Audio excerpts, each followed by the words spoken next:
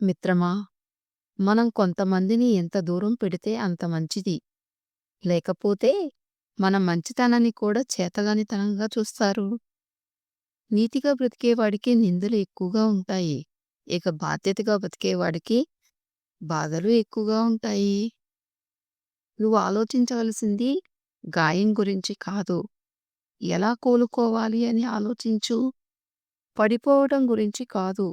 ఎలా నిలబడాలి అని ఆలోచించు. పడిపోతే పైకి లేపేందుకు ఎవ్వరూ రారు అని గ్రహించినవాడు వేసే ప్రతి అడుగు ఆలోచించే వేస్తాడు. నువ్వు ఒక నిర్ణయం తీసుకున్నాక మార్గం ఎలా ఉన్నా సరే గమ్యాన్ని చేరాల్సిందే. చావు బ్రతుకులు అనేవి ఎక్కడో ఉండవు. మన ధైర్యంలోనే బ్రతుకు ఉంటుంది. అలాగే భయంలోనే చావు ఉంటుంది. అందుకే ధైర్యంగా ఉండండి.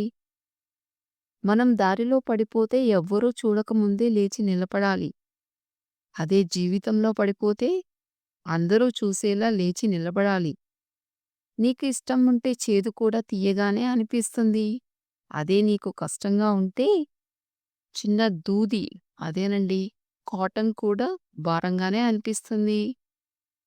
నీ విలువ ఎవరికి అర్థం కాదో వాళ్ళను పట్టించుకోకు. ఎవరైతే నీ విలువను అర్థం చేసుకుంటారో, అలాగే గౌరవిస్తారో వాళ్ళను అశ్రద్ధ చెయ్యకు. నిజంగా మీ మంచి కోరేవారే అయితే మీ గురించి ఇంకో మనిషి దగ్గర చెడుగా మాట్లాడరు. నువ్వు మార్గమధ్యలో రాయిలా ఉండకు. ఎవరో ఒకరు వచ్చి తన్నేస్తారు. ఊరి చివర కొండలా ఉండు. నిన్ను తాకటానికి కూడా ఆలోచిస్తారు. వ్యక్తిత్వం అనేది రాతల్లో రాసేది కాదు. అలాగే మాటల్లో చెప్పేది కాదు.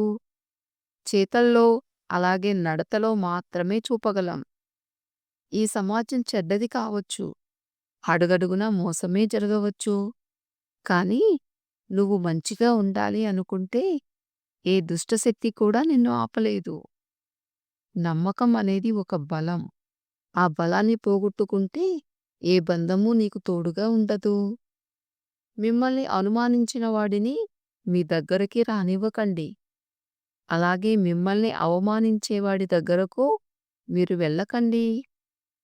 అనుకున్నవన్నీ జరిగితే మనిషి ఈ భూమి మీద నిలబడడు. అందుకే భగవంతుడు ప్రతి ఒక్కరికి ఏదో ఒక వెలితి ఉంచుతూనే ఉంటాడు. ఏమంటారు? ఇదండి మరి ఈ వీడియో. ఈ వీడియో నచ్చితే లైక్ చేయండి.